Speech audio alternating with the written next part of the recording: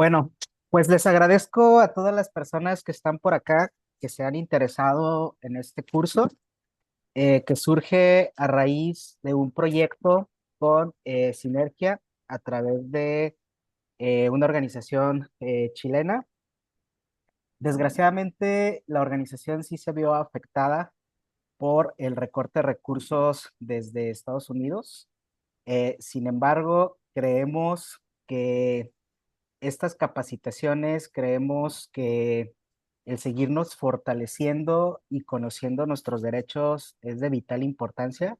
Por eso también agradecerle muchísimo a todas las personas ponentes que a pesar de saber la situación se mantuvieron en el proyecto y pues el proyecto lo vamos a llevar a cabo, pues, ¿no? Entonces, el día de hoy nos va a tocar la primera sesión con el maestro José Benjamín González Mauricio, que déjenme leerles un poquito por acá de su semblanza para que le vayan conociendo. Bueno, el maestro José Benjamín González Mauricio, él es visitador adjunto, coordinador de la Agenda de Diversidad Sexual de la Comisión Estatal de Derechos Humanos, maestro de doble máster en Derecho Internacional y Derechos Humanos por el Instituto Europeo de Derechos Humanos de Santiago de Compostela, España, teniendo la especialidad en Defensa Internacional de los Derechos Humanos por parte de la Universidad Alcalá de Henares, España, la Escuela de Práctica Jurídica en la Universidad de Zaragoza y el Centro Latinoamericano de Derechos Humanos, el Instituto Colombiano de Derechos Humanos y el Instituto de Democracia y Derechos Humanos de la Pontificia Universidad Católica de Perú, además abogado por la Universidad de Guadalajara.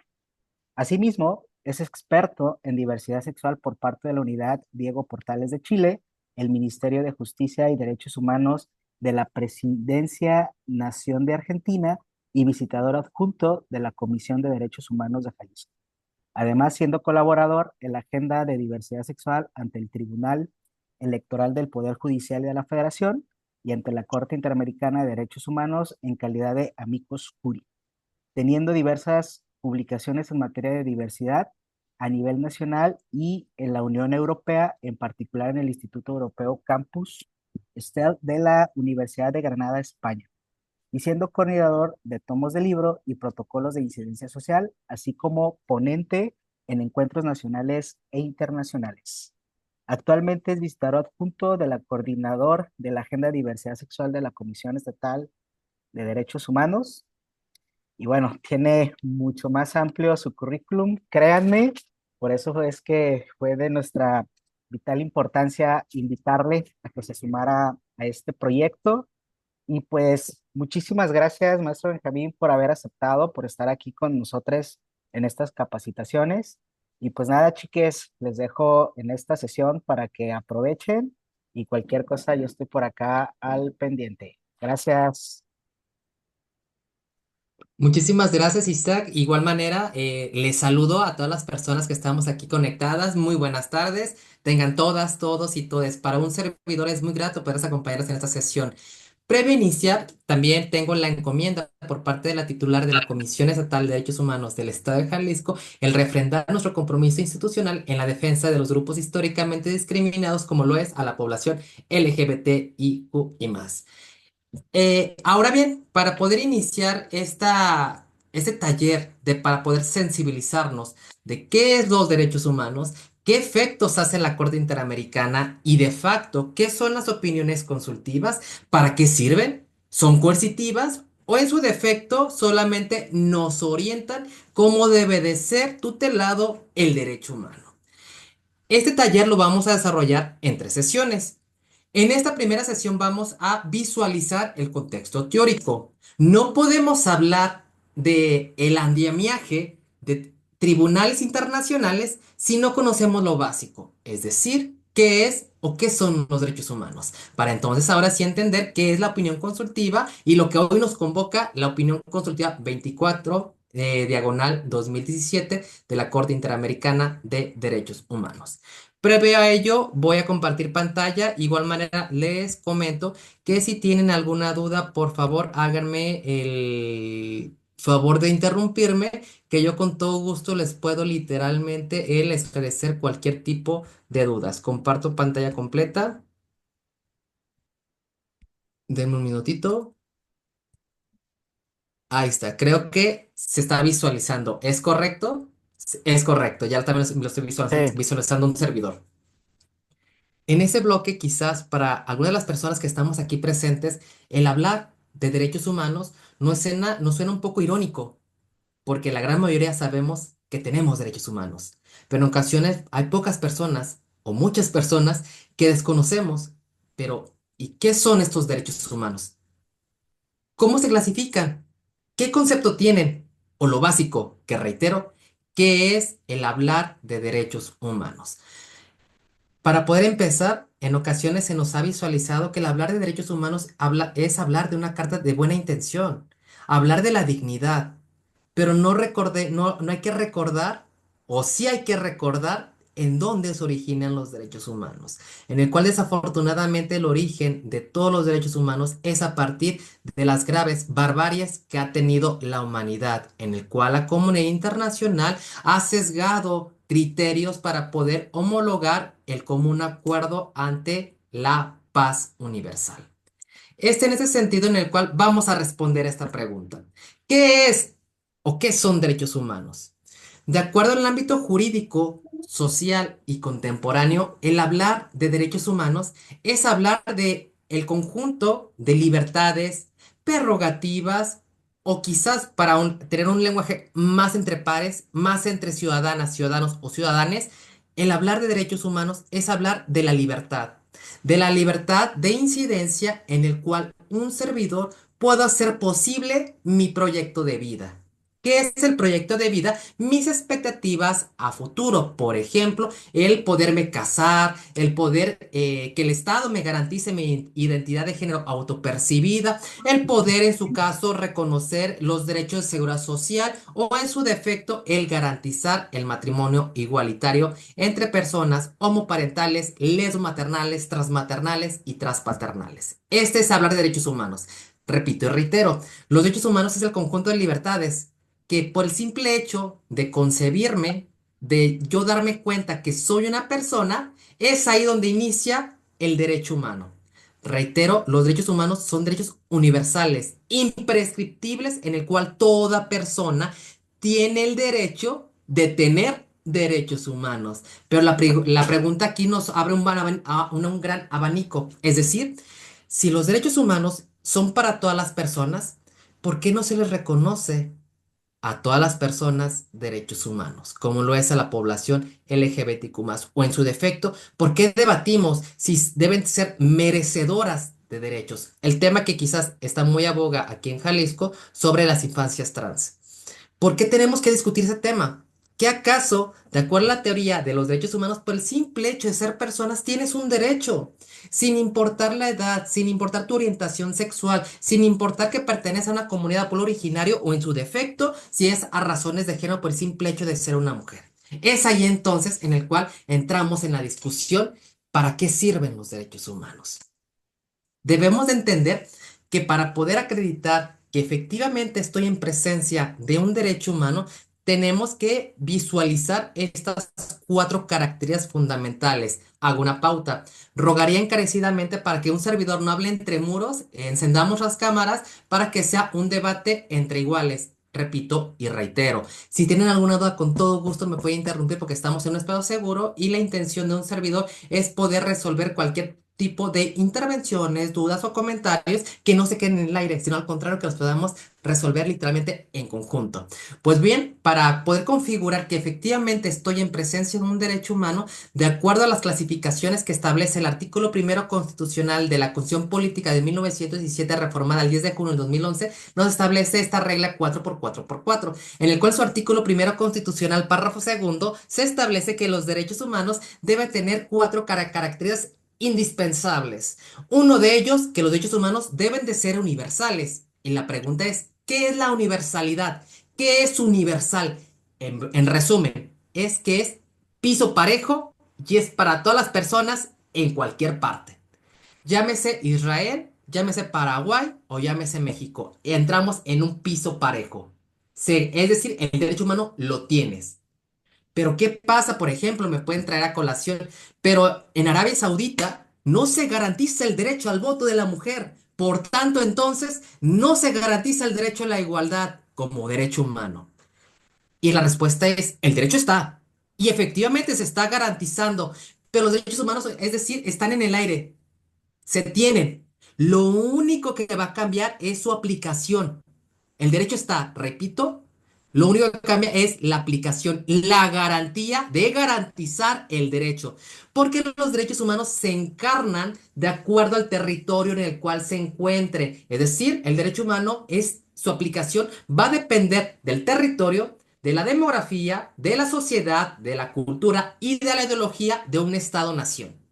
Porque no es lo mismo el cómo vivimos en México, el cómo se vive en Asia o el cómo se vive en Brasil. Tenemos diferentes historias, tenemos diferentes contextos, tenemos diferentes experiencias territoriales y culturales. Y es por ello que atendiendo a esa soberanía de los estados, el derecho está. Lo único que se va a moldear, perdón por la expresión, es la garantía de cómo voy a garantizar este derecho humano. Es ahí entonces que, repito, los derechos humanos son universales, piso parejo. Lo único que cambia es la aplicación dependiendo al territorio en el cual se encuentre. Si habemos personas, abogados o abogadas en esa sesión, esa teoría se le conoce la teoría del margen de apreciación nacional. Y esa teoría del margen de apreciación nacional es una teoría europea en la cual nos establece exactamente lo que les acabo de decir, que los derechos humanos, su garantía va a depender de acuerdo a la soberanía en el cual el Estado debe de prevalecer dentro de su marco jurídico. Es ahí donde entramos con la universalidad. Ahora bien, la interdependencia y la indivisibilidad es una de las características muy apropiadas, que casi pueden ser dos características primas hermanas, porque la interdependencia quiere referir que los derechos humanos no se pueden dividir, que al contrario su nombre lo dice, interdependientes, dependen de un derecho a otro derecho. Por tanto, entonces los derechos humanos están ligados con demás derechos humanos. Normalmente siempre pongo el ejemplo más básico en todas mis sesiones para que nos quede un poquito más claro. Cuando el CIAPA nos corta el servicio de agua potable, pensamos y presumimos, a mí se me está violentando un derecho humano, el derecho al agua. Pero de acuerdo a la interdependencia, que un derecho humano depende de otros derechos humanos, nos vamos a dar cuenta que no solamente se nos está vulnerando el derecho humano al agua, sino a la alimentación, a la salud, a la integridad o sorpresa. Es ahí el resultado del por qué los derechos humanos son interdependientes. Siempre tienen un efecto en cadena y dependen de otros derechos humanos para su existencia. Por tanto, en el tercer carácter, que es la indivisibilidad, refiere entonces que no los puedo cuartear, no los puedo dividir porque dependen de otros para su existencia. Y la última característica, y muy importante sobre todo para los grupos históricamente discriminados, es que los derechos humanos van evolucionando al transcurso del tiempo. Y aquí lo fundamos con las teorías de Charles Darwin, en el cual nos advierte que la especie humana, al transcurso del tiempo, va evolucionando, surgiendo nuevas necesidades sociales, pacto social y por tanto el Estado debe de regular el común acuerdo social para garantizar la paz en la convivencia de una sociedad. Eso es la progresividad, garantizar derechos de acuerdo al contexto real que nos encontramos en el presente, como lo es el día de hoy el hablar sobre la tutela efectiva de los derechos humanos de la población LGBTTIQ y más. No obstante ello, los derechos humanos también tienen una filosofía. ¿Qué es la filosofía? La filosofía es debatir, es pensar, es razonar.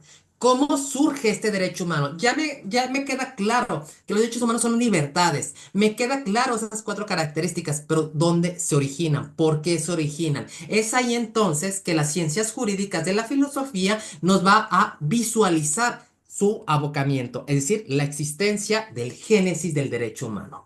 Los derechos humanos nacen a partir de una corriente filosófica del derecho natural, es decir, por el simple hecho de tú ser una persona, por esa simple virtud tienes derechos humanos, por el simple hecho de la natalidad, de la propia concepción de la naturaleza. Sin embargo, aquí entramos en una discusión. porque también podemos visualizar otro tipo de seres vivos que no entran en ese supuesto como plantas y animales. Porque las plantas y animales no tienen derechos humanos. Los únicos que deben de tener derechos humanos es las únicas personas pertenecientes a la raza humana de conformidad al artículo 1.2 de la Convención Americana sobre Derechos Humanos. Ahora bien, en la segunda escuela filosófica nos establece la evolución histórica. Aclaro, en la evolución histórica nos establece que el derecho humano ya no solamente es por natalidad, sino ya es por necesidad evolutiva. Y por esa necesidad evolutiva es ahí entonces que la sociedad va a legitimar qué privilegios u opresiones va a tener ciertas poblaciones que cohabitan en una sociedad. La tercera filosofía nos establece, ok, ya me quedó claro que por simple hecho es una persona, tienes derechos. Ya me quedó claro la evolución para visualizar los entes de privilegio y de opresión. Ahora bien, pero ¿cómo te los voy a garantizar? ¿Cómo sé que tú tienes derechos humanos? Porque ya entonces estaríamos hablando bajo una suposición de una política anarquista, en el cual cada persona cree pensar que tiene derechos humanos, pero lo que yo pienso quizás a la persona que tengo enfrente pensamos de manera distinta y quizás hablamos de otro tipo de lenguaje, otro tipo de derechos que quizás no existen o sí existen. Pero aquí la pregunta es, ¿quién nos va a coaccionar o a legitimar qué derechos humanos se deben de garantizar? Y es ahí donde entra la tercera escuela clásica, que es el derecho positivo, el positivismo. Y el derecho positivo nos establece que los derechos humanos ya no tienen que estar en el aire, ya ahora tienen que estar transcritos anteriormente en tablas, conocidas ahora en una ley. Y en esta ley me tienes que señalar qué derechos humanos yo tengo. Y tu Estado, qué obligaciones tienes para garantizarme este derecho humano. Por tanto, ahora los derechos humanos deben estar reconocidos en los marcos jurídicos o en las leyes o en las normas. Posteriormente a ello, sin embargo, sabemos que en el transcurso del tiempo hay leyes o hay normas o hay derechos imperdonables. Por ejemplo, que la mujer no votaba. Por ejemplo, que no existía el matrimonio igualitario. Por ejemplo, que las personas trans no podíamos o no se podían poder el acreditar su identidad autopercibida. Y es ahí entonces donde entramos en lo ético y lo moral. Lo moral. ¿Qué es lo correcto y qué es lo incorrecto? Para entonces, si vemos qué es lo correcto para unas personas, pero qué es lo incorrecto para otras, entramos a la última escuela clásica del derecho internacional de los derechos humanos, que es el derecho consensualista, es decir, acuerdos. Acuerdos por el simple hecho de ser persona, tienes tales derechos. Y en ese plano de igualdad de condiciones, entonces, yo Estado te debo de legitimar tus libertades fundamentales. Eso es un poco de teoría. ¿Cómo surge esta evolución de los derechos humanos? Sin embargo, dentro de las categorías de derechos humanos tenemos dos tipos de derechos, dos coacciones, los derechos civiles y políticos y los derechos económicos, sociales y culturales. Los derechos civiles y políticos están postergados en el Pacto Internacional de Derechos Civiles y Políticos por parte de Naciones Unidas, en el cual nos establece que esos derechos son inderogables. La palabra inderogable quiere referirse que sí o sí Estado los debes de garantizar. Por ejemplo, el derecho al nombre, el derecho a la nacionalidad, el derecho a la familia.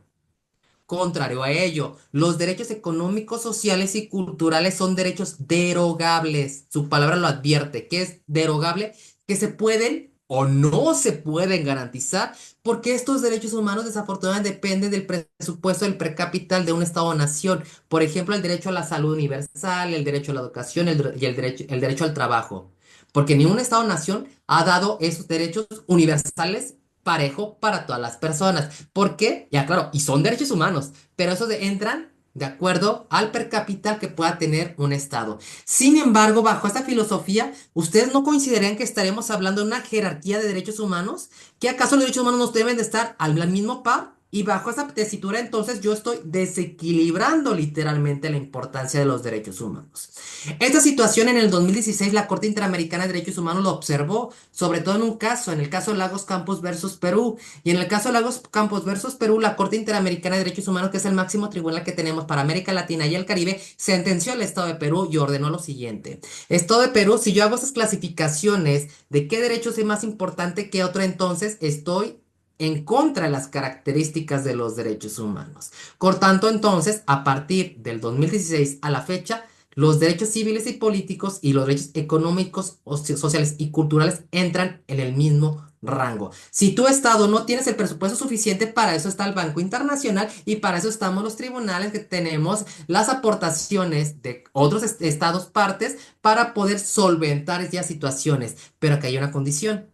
Si tú accedes al presupuesto internacional, entonces a mí me abres la puerta o me abres la posibilidad de yo fiscalizarte económicamente a tu estado. Y desafortunadamente ninguna estado-nación ha solicitado ese tipo de servicios para no ser fiscalizados económicamente con todo el presupuesto que puede tener un estado, porque es ahí en donde entran los bloques económicos. Bajo esas circunstancias, entonces es hablar del origen del derecho humano. La palabra derechos humanos desafortunadamente se fue encarnada y bañada de sangre de múltiples barbaries y asesinatos y muertes violentas hacia personas de diferentes categorías y también integrantes de la población LGBTQ+. Es decir, es hablar de la Primera Guerra Mundial, es hablar de la Segunda Guerra Mundial. Dentro de la Primera Guerra Mundial debemos de recordar qué fue lo que ocasionó este gran impacto internacional. Desafortunadamente hubo la masacre de agresiones entre estados que no estuvieron de acuerdo al poder consensar literalmente tanto los financiamientos, las tierras y sobre todo el per cápita que puede tener todo un estado-nación. Dentro de la comunidad internacional, alarmados de la Primera Guerra Mundial y las graves masacres y asesinatos que hubo, la comunidad internacional se propuso lo siguiente: ¿cómo puedo paralizar? ¿Cómo puedo poner la teoría del punto final? A las que son abogadas y abogadas, les sugiero poder vincularse que la teoría del punto final. Y la teoría del punto final son teorías colombianas en la cual hablan sobre todo de las leyes de amnistía cuando tenemos un estado de toque de queda. Y bajo esta teoría del punto final, en la Primera Guerra Mundial, la comunidad internacional lo que quiso concesar es: vamos a crear una asamblea. Vamos a crear un organismo internacional encargado de observar que jamás se vuelva a repetir la Primera Guerra Mundial. Y es ahí donde se crea la Liga de las Naciones Unidas y se crea los Tratados de Versalles. Pero desafortunadamente ni la Liga de las Naciones Unidas ni los Tratados de Versalles funcionaron, porque ocasionaron desafortunadamente también llegar a la Segunda Guerra Mundial. Y es bajo esa teoría entonces que para poder paralizar la Segunda Guerra Mundial, que hace nuevamente la comunidad internacional consensa. Y es ahí que a partir de, de 1845 se crea la Organización de las Naciones Unidas y se decreta la Declaración Universal de los Derechos Humanos firmado por Eleanor Roosevelt para poder finalizar la Segunda Guerra Mundial. Hago énfasis en esta Segunda Guerra Mundial porque en esta Segunda Guerra Mundial, ¿qué fue lo que hubo? El asesinato hacia homosexuales, en el cual desafortunadamente a lo largo de la historia nos vamos a percatar que somos innombrables dentro de los estándares internacionales. No se nos nombra, solamente están en epístolas o en pequeños sesgos de diferentes tratados, pero jamás se nos vinculó como crímenes de odio en contra de la población LGBTIQ+. Cabe hacer mención, vamos a ver más adelante, que existe otra categoría más arriba de violaciones a derechos humanos. Bajo esas circunstancias, lo que nos trajo la Segunda Guerra Mundial en el lado positivo fue esta configuración de entendimiento, de poder visualizar qué es el derecho humano para crear la Organización de las Naciones Unidas, ONU, y posteriormente a ello decretar la Declaración Universal de los Derechos Humanos. Reitero, la creación de derechos humanos no fue por un común acuerdo, fue para poder paralizar las muertes violentas, masacres y asesinatos de personas, que eso hablamos literalmente un atentado en contra de la humanidad. Y humanidad entramos todas, todos y todes. Bajo esas circunstancias, los tratados internacionales, conocidos como la norma jurídica internacional, su vinculación es poder visualizar y tipificar qué derechos humanos los estados territoriales deben de garantizarse bajo ese tipo de tópicos. Dentro de este marco jurídico, en primera instancia, tenemos esta Declaración Universal de los Derechos Humanos de 1948 y tenemos los dos pactos que en conjunto, tanto la Declaración Universal El Pacto Internacional de Derechos Civiles y Políticos y el Pacto Internacional de Derechos Económicos, Sociales y Culturales y sus dos protocolos adicionales en conjunto crean a la Carta Internacional de los Derechos Humanos, en el cual es un compendio de cuáles son los derechos humanos que los estados deben de garantizar dentro de sus estados. Vaya la redundancia. Hola, hola, ¿habrá forma de que nos compartan las diapositivas? Porque es que no tomé fotos de las dos anteriores. No te preocupes, todo se va a compartir literalmente al momento que termine el taller. Por eso, dentro de la iniciativa que tiene Impulso Trans, sobre todo con demás colectivas, hicieron mención, hay que asistir para que también puedan tener o adquirir las presentaciones de todos los ponentes que el día de hoy vamos a iniciar y acompañarles en esa travesía para poder vincular derechos humanos y la opinión consultiva 24 diagonal 2017 de la Corte Interamericana de Derechos Humanos. Continúe Perfecto, gracias. entonces. No, de qué, al contrario. Ahora bien, ¿cuál es el bosquejo o cómo se encuentra a nivel internacional los derechos humanos? Se encuentra en la siguiente plataforma, es decir, en el ámbito internacional en el cual entra tanto cualquier continente del planeta, su máximo órgano administrativo es la Organización de las Naciones Unidas. Y la pregunta es, ¿y qué hace o qué es la ONU? La ONU, en ocasiones, yo las comparto porque soy fanático de las Guerras de las Galaxias de Star Wars. Es literalmente el Senado de esas películas, porque literalmente eso es lo que hace Naciones Unidas. Convoca representantes de cada país para visualizar qué problemas tienen o qué estado le está declarando la guerra. Porque, ojo, la guerra es un derecho y es un crimen internacional. Tienen un hilo muy delgado. Pero esto lo establece literalmente la Carta de Ginebra y sus protocolos adicionales de la Cruz Roja, en el cual se establece esas dos limitaciones. Pero a nivel internacional tenemos como órgano rector observador a la ONU. Y la ONU, a partir del Consejo de Seguridad, los cascos azules, su intervención es repeler las agresiones en contra de atentados que puedan deshumanizar la propia humanidad de cualquier persona o colectividades.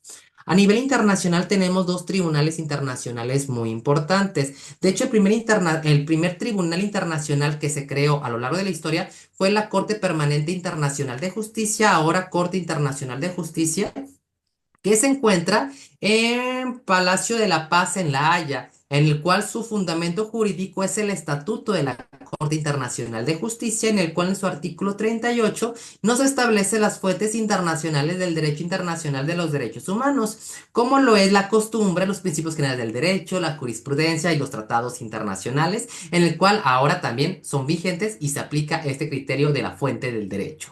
No obstante, esta Corte Internacional de Justicia, este tribunal, sí depende directamente de Naciones Unidas. No es autónomo, depende de la ONU.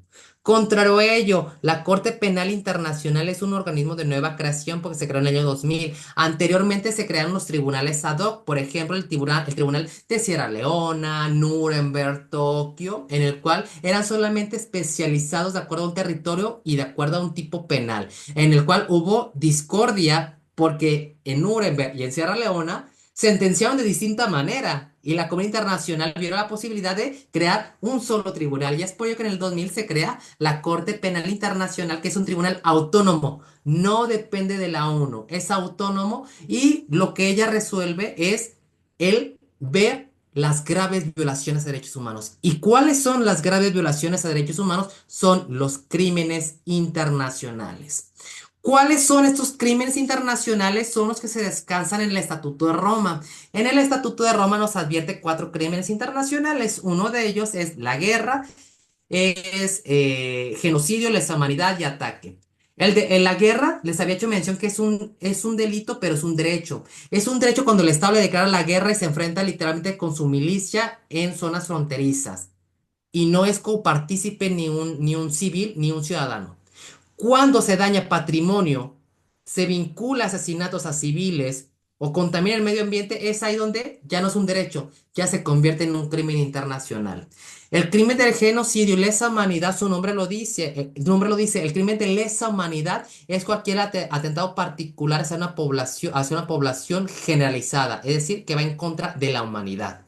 Y el genocidio es aquella agresión que va vinculada a ciertos tipos de personas. Por ejemplo, yo pongo una bomba para asesinar a homosexuales. Es ahí entonces, es sistemático y es particular hacia una población con ese tipo de características o particularidades. Y es ahí entonces que se equipara un crimen de genocidio. Y el ataque es un crimen internacional en el cual son las agresiones que das en contra de un patrimonio de un Estado. Para la Corte Penal Internacional debe tener tres tratados internacionales muy importantes. Uno, el Estatuto de Roma, las reglas de procedimiento de prueba y los elementos del crimen, en el cual nos establece literalmente las funciones que va a tener la Fiscalía de la Corte Penal Internacional para vincular los casos. Ojo, la única autoridad que puede presentar denuncias ante crímenes internacionales es el propio Estado o en su defecto el Consejo de Seguridad de Naciones Unidas. Pero aclaro, eso es a nivel universal entre todos los continentes. Y dentro de estas categorías, a nivel internacional, como les había hecho mención, el tratado, conocido como la Carta de las Naciones Unidas, nos establece esos cuatro pilares fundamentales que deben tener todas las naciones, incluida México. ¿Cuáles son esos pilares fundamentales que debe tener toda la comunidad internacional de acuerdo a la Carta de las Naciones Unidas? Uno de ellos es, en resumen, mantener la paz. Fortalecer la relación amistosa entre la comunidad internacional, realizar la cooperación hacia los estados más necesitados y por último, y el más importante, armonizar todos los esfuerzos para garantizar todos los derechos humanos en todas sus consideraciones, en el cual, además de esta carta, nos establece la composición de cómo va a estar organizada las Naciones Unidas. Y la ONU va a estar compuesta por una Asamblea General, un Consejo de Seguridad, un Consejo Económico Social, un Consejo Administrativo Fiduciario, una Corte Internacional de Justicia y la oficina de la Secretaría, que es del Alto Comisionado de las Naciones Unidas, en el cual es el representante internacional para poder generar acuerdos entre las naciones. Y es ahí literalmente las funciones que va a tener esta unidad administrativa internacional para poder garantizar y observar los derechos humanos.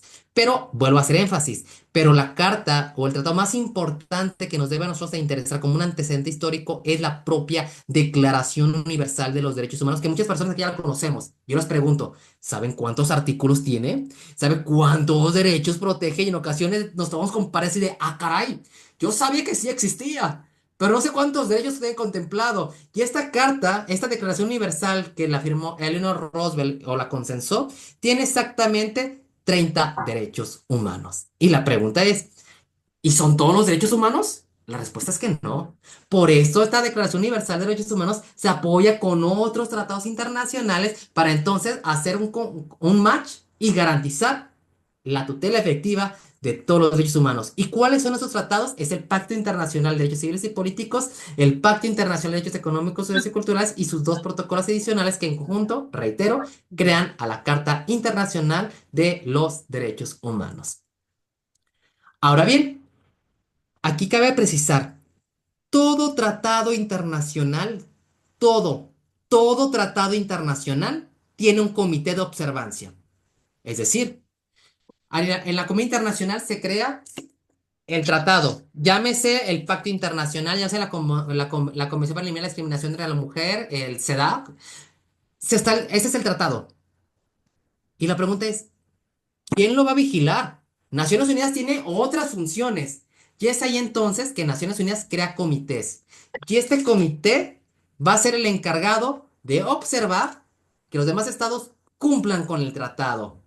Pero este comité no es coercitivo, no emite sentencias. Este comité lo único que emite son informes, son recomendaciones, no son vinculantes, son preventivas, son orientativas. Pero la importancia de ello es que lo pasa a dominio público internacional y es ahí donde cual vulgarmente se quema la imagen internacional de un Estado dentro de las sesiones ordinarias de la Asamblea General de las Naciones Unidas. Es parte de las consecuencias. Pero hago énfasis, todo tratado internacional debe tener un comité de observancia para poder garantizar y monitorear, sacar informes y recomendaciones de los estados. No sé si algunos de ustedes saben que Naciones Unidas hace un EPU. El EPU es el examen periódico universal. ¿Y quién hace este examen periódico universal? Los comités. Los comités lo hacen porque los comités que están especializados de cada tratado dan sus observaciones y en conjunto se crea el examen periódico universal, que es el EPU, que lo saca Naciones Unidas para recomendaciones a nivel regional o universal. No obstante a ello, ya nos quedó un poco claro cómo está el universo internacional, es decir, donde participan todos los continentes. Pero ahora hablemos del ámbito regional. Porque cada continente tiene su propio sistema. Es decir, los cuatro continentes nos regimos ante Naciones Unidas. Pero a mí África no me puedes comparar a Asia. A mí América Latina no me puedes comparar con la Unión Europea. Tenemos diferentes concepciones, diferentes ideologías, diferentes formas de vida, diferentes culturas. Por tanto, entonces, se crean los sistemas regionales de protección en materia de derechos humanos. Y esos sistemas de protección regionales en materia de derechos humanos están divididos por el Sistema Europeo de Derechos Humanos, el Sistema Interamericano de Derechos Humanos, el Sistema Africano de Derechos Humanos y de los Pueblos y el Sistema Asiático de los Derechos Humanos. Que cada sistema, repito, se va a Solamente encargar nos ocupa de la procurar compañera, las los derechos humanos mayordomas, de cada capitanas, continente. borbodas. R- Solamente la que dice la fiesta. Rogaría encarecidamente, si tenemos el micro encendido y tienen hacer preguntas, adelante, háganlas. Pero si solamente es para, se está cruzando con unas conversaciones, rogaría que los apaguemos para no perder literalmente la información. Continúo. En el ámbito regional, este está dividido literalmente en cada continente. Y en cada continente tiene su propio tribunal regional. Por ejemplo, el primer tribunal que se creó históricamente viene en orden cronológico. Fue el Sistema Europeo de Derechos Humanos. Y el Sistema Europeo de Derechos Humanos tiene un tribunal europeo y una Carta Europea de Derechos Humanos. Pero tiene un tribunal. No obstante a que nosotros nos convoca o nos debe de importar el Sistema Interamericano de Derechos Humanos. Que el Sistema Interamericano no solamente tiene un tribunal, además tiene una comisión. Es decir, tiene una comisión interamericana y tiene una corte interamericana. El sistema africano de derechos humanos y de los pueblos solamente tiene un tribunal africano y la carta africana. Y el sistema asiático aún no se ha creado porque aún no ha llegado a un consenso entre los países asiáticos para poder conformar el sistema asiático de los derechos humanos. Pero que nosotros nos debe de importar es el sistema interamericano de derechos humanos. ¿Y qué hace el sistema interamericano de derechos humanos o cómo está compuesto? Está compuesto exactamente similar al de Naciones Unidas. Es decir, está conformado literalmente con instancias gubernamentales.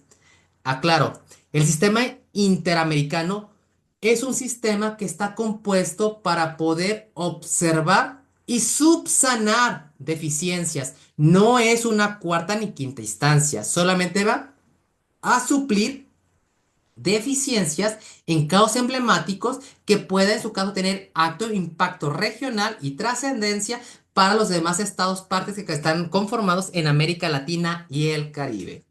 Y por tanto, el sistema interamericano es subsidiario y es complementario. No es cuarta ni quinta instancia, solamente es complementario. Y el sistema regional interamericano está compuesto con los siguientes tratados internacionales. El primer tratado internacional que se creó para América Latina y el Caribe, México incluido, fue la Declaración Americana de Derechos Humanos, en el cual esta declaración americana crea a la Comisión Interamericana de Derechos Humanos que su sede la tienen en Washington, D.C., que más adelante vamos a ver qué es lo que hace. Y posteriormente se crea la Convención Americana sobre Derechos Humanos, en el cual esta convención crea la Corte Interamericana de Derechos Humanos en su sede en San José de Costa Rica. Es decir, cada tratado crea un órgano administrativo encargado de verificar el cumplimiento de sus observancias. ¿Qué tratados internacionales aparte tenemos en las regiones latinoamericanas? Son las siguientes. Para empezar, es la Declaración Americana de Derechos y Deberes del Hombre, que lo correcto no debe ser los derechos del hombre, serían los derechos de la persona, pero desafortunadamente en aquel entonces se legitimaba solamente la palabra hombre y se presumía que estaba incorporada las mujeres. No obstante ello, tenemos a la Convención Americana de Derechos Humanos, el protocolo adicional de la Convención Americana sobre Derechos Humanos en materia de derechos económicos, sociales y culturales. Tenemos también la Convención para prevenir y sancionar la tortura, la persona desaparecida, la Convención Belén du Pará y las dos recomendaciones, las dos tratados internacionales más recientes que tenemos en América Latina y América Latina es la Convención Interamericana contra toda forma de discriminación e intolerancia y esta última que México aún no la ratifica, que es la Convención Interamericana sobre la protección de los derechos humanos de las personas mayores. Esta, a la fecha, México no la ha ratificado. Los demás, México ya la ratificó, pero esta última aún no la ratifica. Dentro del sistema interamericano se crea un organismo administrativo, en pocas palabras, una mini ONU. Y esta mini ONU se le va a conocer como a la Organización de los Estados Americanos. Y esta OEA, Organización de los Estados Americanos, ¿qué función va a tener la OEA? Exactamente lo mismo que tiene ONU: convocar a asambleas a cada representante, pero solamente de las regiones de América Latina y el Caribe, para ver situaciones de tutela, de conflictos entre estados o entre la sociedad, para reconocer derechos o crear nuevos tratados internacionales. Esa es la esencia de lo que hace la OEA. Y la OEA, su sede principal está nuevamente en Washington, D.C. Quizás nos podemos preguntar, pues si está en Estados Unidos y Estados Unidos y Canadá no es parte del sistema, ¿por qué diablos está ahí? Pues es porque desafortunadamente Estados Unidos y Canadá son los estados que normalmente aportan mayor cantidad a estos organismos internacionales, y es por ello en el cual se dieron parte de infraestructura sin cobrar literalmente ni un centavo, con la única aseveración de que las sedes principales estén en Washington y que no se responsabilice al gobierno estadounidense o de Canadá por violaciones a derechos humanos, en el cual llegó a ese tipo de acuerdos. Y la Organización de los Estados Americanos, como pueden ver, está compuesta exactamente un poco similar al de Naciones Unidas. Es decir, tiene una asamblea, tiene una reunión consular, tiene consejos, comités, un secretario general, tiene conferencias y órganos especializados. Eso es lo que hace la OEA. Repito y reitero, es convocar a representantes de América Latina y el Caribe para poder crear tratados internacionales y llegar a un arreglo amistoso, o en su defecto ver situaciones de conflictos entre las regiones. Otro órgano más importante, la OEA, es lo administrativo. Ahora háblame del operativo. Del operativo es, y aquí entramos con la Comisión Interamericana de Derechos Humanos. ¿Qué es la Comisión Interamericana de Derechos Humanos? Es el órgano principal de la OEA, en el cual en esta comisión va a ser la responsable de conocer las peticiones por violaciones a derechos humanos. En pocas palabras, ¿qué hace la Comisión Interamericana? Hace la función de una fiscalía. ¿Qué hace una fiscalía? Preséntame la denuncia y yo investigo. Yo no resuelvo.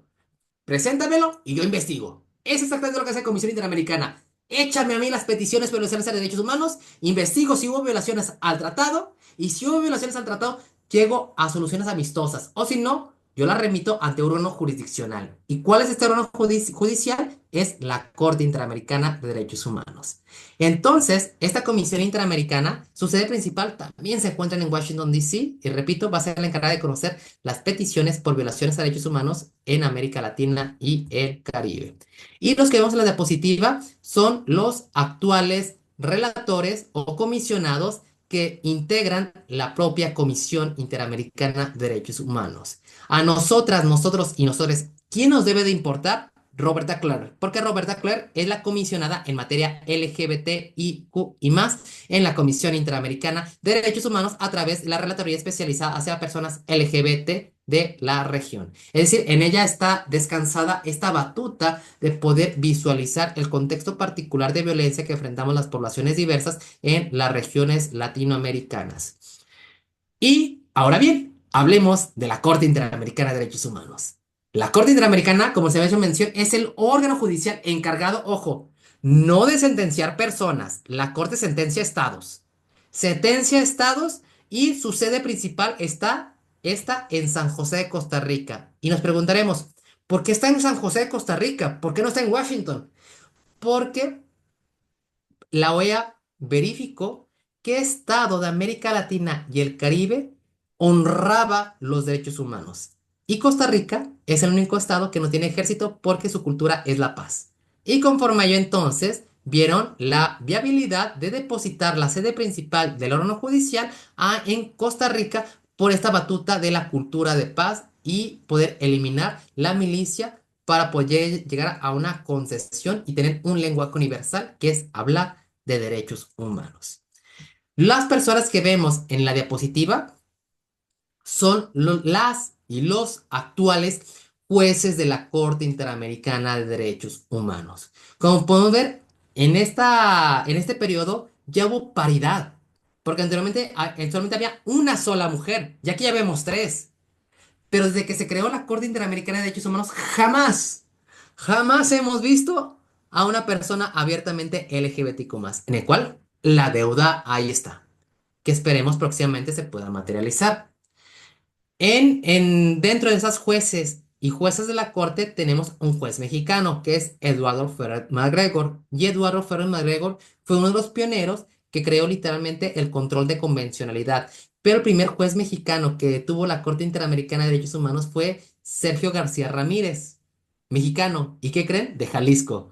Él fue el primer juez mexicano que llegó a ser juez de la Corte Interamericana de Derechos Humanos y fue él el que creó el control de convencionalidad para todo el ámbito internacional. Desafortunadamente hace 2 años falleció, pero su trayectoria y sobre todo este valor que tuvo para poder vincular los controles de convencionalidad quedó a la pauta y Ferrer McGregor continuó con este tipo de magnitudes y Ferrer creó el control de convencional ex oficio, en el cual abre el panorama para la impartición de justicia en todos los tribunales regionales. Y esta es la foto oficial de los que componen la Corte Interamericana de Derechos Humanos. Ahora bien, lo que vemos en esta diapositiva y esos puntitos azules son los estados o los países que han ratificado la Convención Americana y por tanto que han sometido su jurisdicción literalmente al compendio de la Corte Interamericana de Derechos Humanos. Porque aquí, de acuerdo a la Convención de Viena, Convención de los Tratados, se establece un principio, que este principio se llama Pacta Sunt Servanda, y el principio Pacta Sunt Servanda en una locución latín advierte que lo pactado se hace norma. Es decir, si tu Estado me ratificas que eres parte de la Convención Americana, entonces yo te voy a obligar a que también obedezcas a los criterios que establece la Corte Interamericana de Derechos Humanos.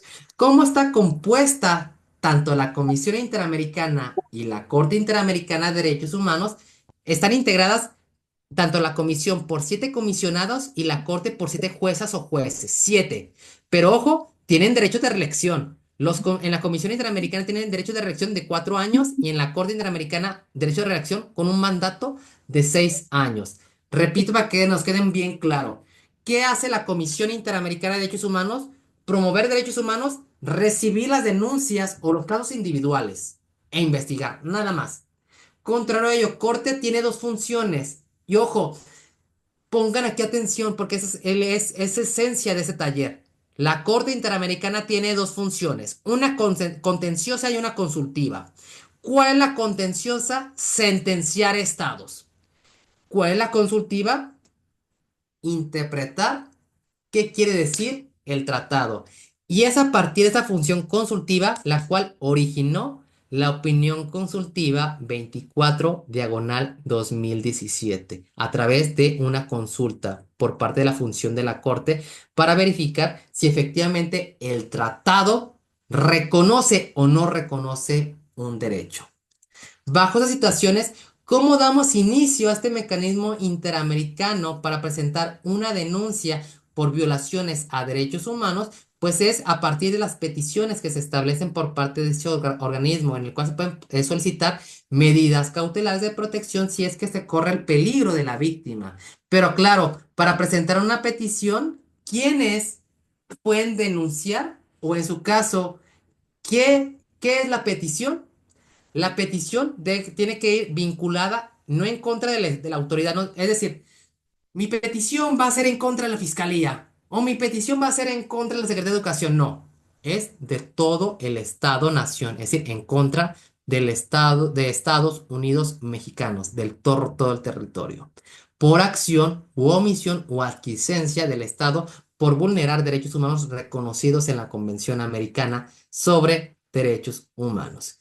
¿Quién puede presentar las peticiones ante la Comisión Interamericana? Cualquier persona, cualquiera ONG que esté legalmente reconocido en la OEA. Y no se necesita el permiso de las víctimas para poder presentar peticiones ante la Comisión Interamericana de Derechos Humanos, de conformidad al artículo 44 de la Convención Americana sobre Derechos Humanos y de acuerdo al artículo 23 del Reglamento de la Comisión Interamericana de Derechos Humanos. ¿Qué requisitos debo de cumplir para que la petición sea admitida ante la Comisión Interamericana de Derechos Humanos? Debo de acreditar la competencia ratio persona, ratio loci, ratio temporis y ratio materia, en el cual establece de acuerdo al reglamento de la Comisión Interamericana, es decir, que esta violación sea en contra de una persona, no de un animal, en contra de una persona. que esa persona se encuentre adscrita en un estado en el cual se haya sometido a la ratificación de la Convención Americana sobre Derechos Humanos, que no haya prescrito más de 6 meses. Es el tiempo, la temporalidad. Y por último, que hablemos de violaciones de derechos humanos y no de crímenes internacionales, porque si es de crímenes internacionales, compañera, compañero, compañere, esa de la Corte Penal Internacional y no es aquí ante Comisión Interamericana de Derechos Humanos. Pero son como los requisitos de competencia, de admisibilidad, para poder tener un poco más de conocimiento de cómo se formulan las peticiones ante Comisión Interamericana de Derechos Humanos. ¿Alguien levantó la mano? Adelante, por favor, puedo usar el micrófono. Hola, ¿qué tal? Buenas noches. Muchas gracias por la información. Una pregunta sencilla. Por ejemplo, en este tipo de denuncias, ¿hay como apoyos o cómo poder formularlo? O sea, sí, sí, quiero levantar una denuncia y tengo como mi historial y mi expediente con todo lo que ha pasado. Las mismas organizaciones o ONGs o el mismo sistema te proporciona como ayuda para presentar pues ya lo que es el documento final, por ejemplo, de denuncia, o De hecho, tendrías que llevar Apoyo, tu... apoyo. ¿Te refieres a apoyo? Sí, sí te dan apoyo justo. entendí la pregunta.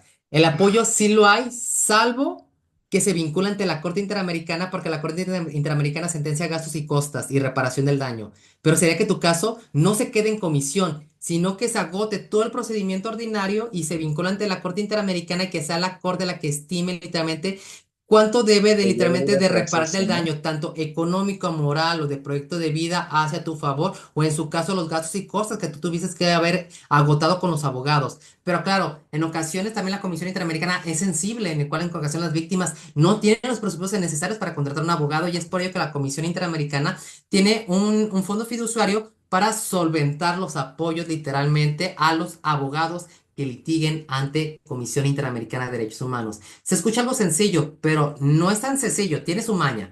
Porque no cualquier petición puede presentarse ante Comisión Interamericana de Derechos Humanos. Vamos a ver más adelante cuáles son esos requisitos. Y unos requisitos que vamos a visualizar más adelante es el principio de definitividad. Y el principio de definitividad establece que tenemos que agotar todos los recursos internos que tiene el Estado-Nación. Porque si no agoto todos los recursos internos, la petición se archiva y la comisión no se pronuncia al respecto. Tengo que agotar todas las instancias administrativas y judiciales de mi Estado. Pero siempre hay excepciones. Y esa es la parte en la cual los abogados hacemos valer nuestras estrategias jurídicas para que puedan entrar literalmente las peticiones. Pero ya es literalmente una estrategia jurídica que podrían hacer los y les abogados. ¿Cuáles son esos requisitos iniciales de la petición? Es identificar quién es la persona que denuncia, que formula la petición. ¿Qué hechos? Cuéntame tu historia. ¿Quién es la víctima? ¿Qué violaciones de derechos humanos hubo que transgredieron a tratados internacionales? Y por último, cúmpleme los requisitos de admisibilidad. Es todo lo que necesito.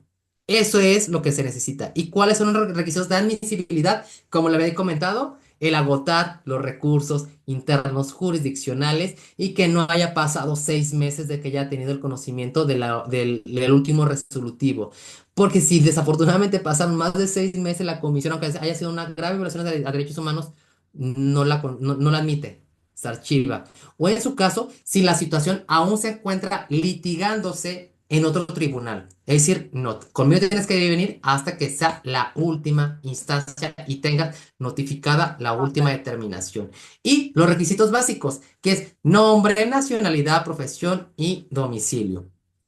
Aquí quisiera hacer una pausa, porque me gusta ser muy respetuoso con los tiempos. Es mucha información, sí, y aún no entramos en materia de hablar de la opinión consultiva, pero para un servidor es indispensable, no puedo hablar de opiniones consultivas si no tenemos el bagaje de qué es o qué son los derechos humanos, cómo está compuesto a nivel internacional, cuál es la función o cómo está distribuida tanto Comisión y Corte Interamericana para entonces entender qué es la opinión consultiva, qué son las opiniones consultivas y qué efectos tienen los estados.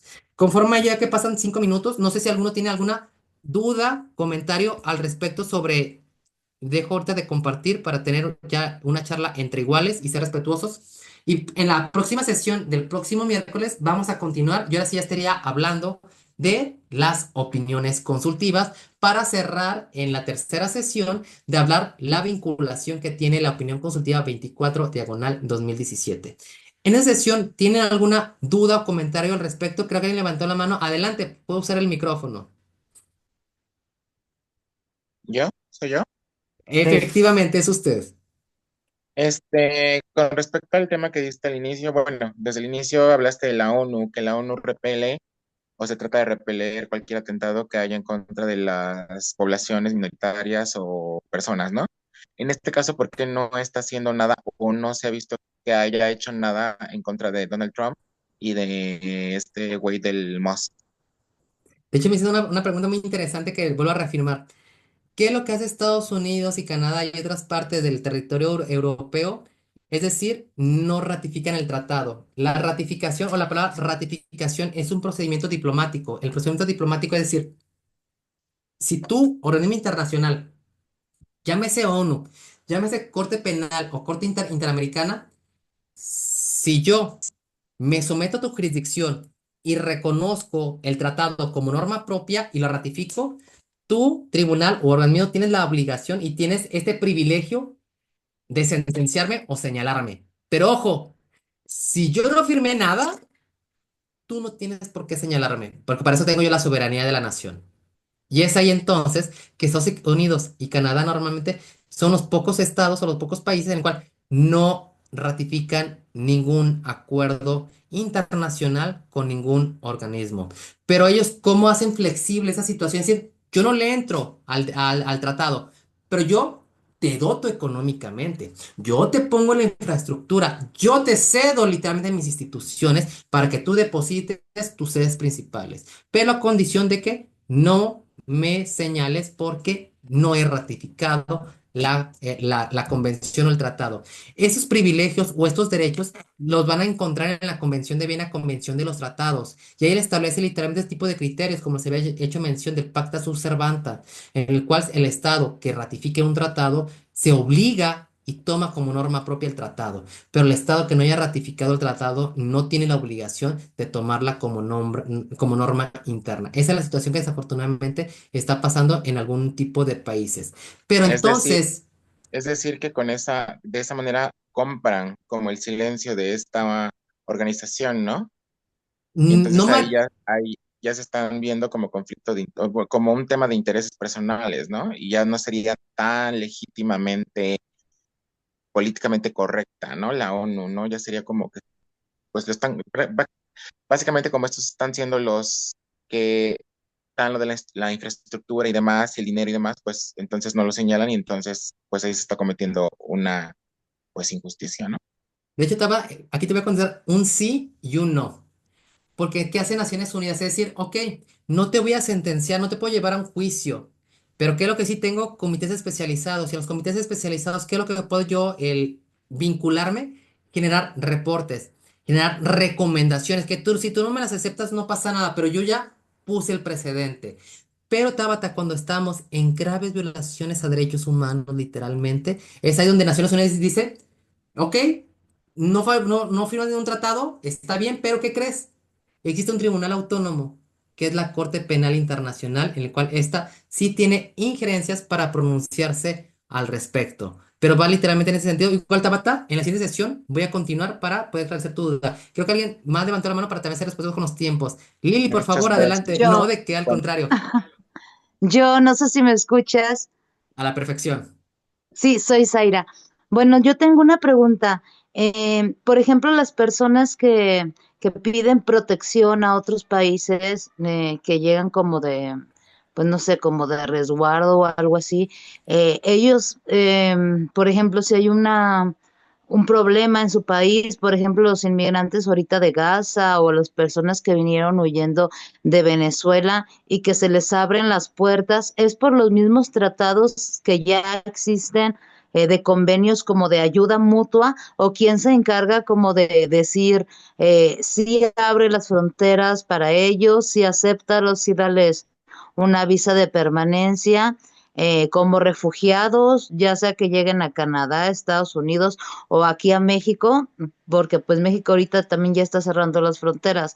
Entonces, ¿quién es quien se encarga ahí? ¿Quién de todas estas organizaciones? Porque es algo pues realmente mundial. Vienen Claro. personas de otros países. Y la otra pregunta que tengo, bueno, son dos.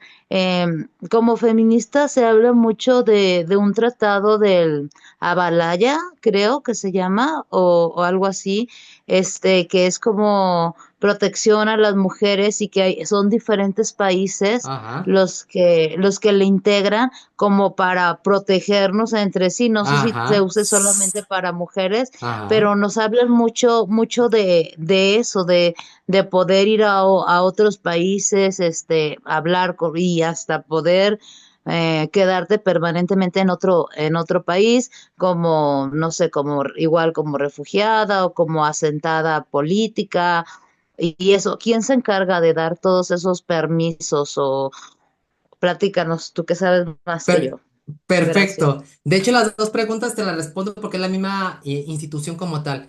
Naciones A ver, sí. Unidas está dividida también por organismos especializados, por ejemplo, con la OMS, la Organización Mundial de la Salud, por la OIT, que es la Organización Internacional del Trabajo, y en temas de migración está ACNUR. ACNUR es un organismo internacional encargado exclusivamente en temas de migrantes, asilados y apátridas para poder garantizar el derecho y las relaciones diplomáticas. Ese procedimiento es un procedimiento diplomático que desafortunadamente se deben de desarrollar en los consulados y en las embajadas.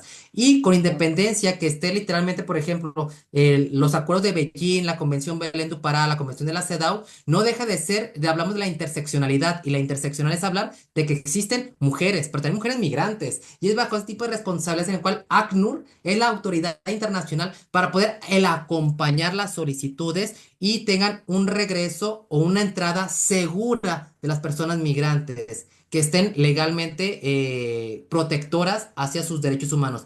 Pero ojo, no sé si algunas de las personas han escuchado lo de las caravanas migrantes, en el cual es una problemática literalmente que es de todas las regiones latinoamericanas, en el cual entran personas que no tienen documentos legales, que son ilegales. Ojo, la palabra Ujú. ilegal no es sinónimo a criminal. La palabra ilegal es que no tienen un documento de identificación, nada más, del Estado-nación. Y lo único que necesita es regular su condición migratoria. No es un delito, no son violaciones de derechos humanos, solamente es regularizar su situación jurídica en el estado en el cual se encuentre. Y ese procedimiento es un procedimiento administrativo que se da en las embajadas y en los consulados con el apoyo de ACNUR. De igual manera, espero que haya resuelto tu pregunta, Zaira, pero creo que también tiene alguien más levantar la Dime. mano y me estoy pasando del tiempo. Una disculpa. De igual manera, si la siguiente sesión me pueden comentar, con todo gusto puedo responder a cada una de las personas. Lili, por favor, ahora sí adelante. Hola, mira, era con respecto de Estados Unidos, que no ha ratificado pues los acuerdos internacionales. Yo quisiera saber, por ejemplo, México, que sí los ha ratificado y todo esto, en un momento dado pudiera ser que diga siempre no y echarse para atrás, o sea, un país puede hacer eso. El ejemplo tenemos en Venezuela. Venezuela era parte de la Comisión Interamericana de Derechos Humanos y había ratificado la Convención Americana de Derechos Humanos. Pero dentro de la Convención de Viena también establece el derecho de un Estado que pueda denunciar el desconocimiento del tratado. Y es otro procedimiento diplomático en el cual la Secretaría de Relaciones Exteriores o el Consulado del Estado-Nación presenta ese desconocimiento del tratado y solicita que se les vincule o se cierre el acuerdo que hubo. Pero el claro ejemplo es Venezuela. Por eso en ocasiones hay graves violaciones de derechos humanos dentro de Venezuela.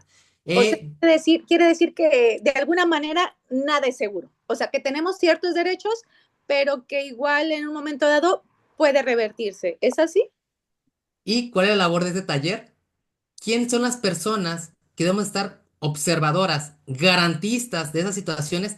Las que estamos aquí presentes, las personas defensoras de los derechos humanos que tenemos la vocación para poder articular Nosotras, todos los nosotros, recursos y nosotres. mecanismos de defensa. Es ahí entonces en el cual es armar estas redes de apoyo para poder en su caso debatir y precisar esa situación pragmática que tenemos. Pero recuerdo y reitero, nadie estamos exentos. Por eso todas las personas tenemos que estar preparadas bajo si es que llega en un futuro este tipo de supuestos. Porque puede llegar y están legitimados, porque es un procedimiento administrativo que se puede desconocer el tratado. No sé si hay alguna duda o comentario. Si no hay una duda, le cedo el uso de la voz a nuestro compañero Isaac de Impulso Trans. Qué buena charla, muchas gracias. Al contrario, gracias a ustedes. No sé, Isaac, si quieres dar algún comentario adicional. Pues agradecerte toda la información, como siempre, muy nutritiva. Y efectivamente, bajo las problemáticas y la actual situación que estamos atravesando las poblaciones trans, poblaciones de la diversidad, es que lanzamos este proyecto, porque necesitamos empezar a fortalecernos, a empoderarnos, empezar a conocer los mecanismos, las rutas y empezar a denunciar, pues, ¿no? Entonces, la opinión consultiva número 24 para México, para Jalisco, fue esencial e importante y fue lo que nos dio el reconocimiento de la identidad de género a las poblaciones trans, pues, ¿no?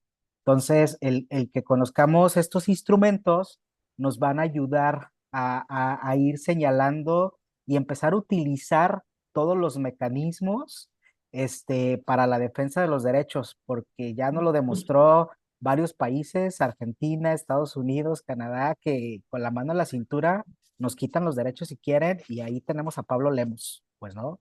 Ahorita el gobernador de Jalisco, pues, ¿no? Entonces, importantísimo. Por eso, parte de eso también es invitarles a que vayamos organizándonos y vayamos conformando el observatorio, vayámosle poniendo una estructura y vayámoslo haciendo de manera institucional. Por acá veo a Diva Cassandra, que tiene mucha experiencia en estas cosas, que nos pueda ayudar, ¿no? A ir dándole esta estructura, formalizándolo para que tome fuerza y empezar a defender nuestros derechos, pues, ¿no? Si bien estamos focalizados aquí en Jalisco, esto está abierto para toda la República y bueno, vemos las maneras y las formas de hacerlo, porque al final nos rige una misma constitución política de los Estados Unidos, pues, ¿no? Entonces, era lo que les quería comentar y pues nada, agradecerles y nos vemos el próximo miércoles. Quienes no estén en el grupo de WhatsApp, los invito a sumarse y si no, a que estén al pendiente de su correo electrónico, ahí les vamos a estar mandando los siguientes enlaces. Pero bueno, aprovechamos el grupo para poder socializar, conocernos un poco más, empezar a pelotear ahí ideas, y estar en comunicación, pues, ¿no? Y pues nada, muchas gracias y nos vemos el próximo miércoles. Benjamín, muchas gracias por la clase, estuvo súper interesante. Gracias. Al contrario, ustedes Gracias. descansen y tengan una excelente noche. Y todavía queda este viernes otra, ¿no? La última de Ah, las sí, anteriores. sí, digo, para quienes no están en las clases de los viernes, ya el viernes terminamos el otro curso, entonces ahí nos vemos el viernes, ya es la última clase. Gracias, Gracias, bye. bye. Besos, Tabata. Besos, Benji. Gracias. Igualmente, hermosa diva, bye.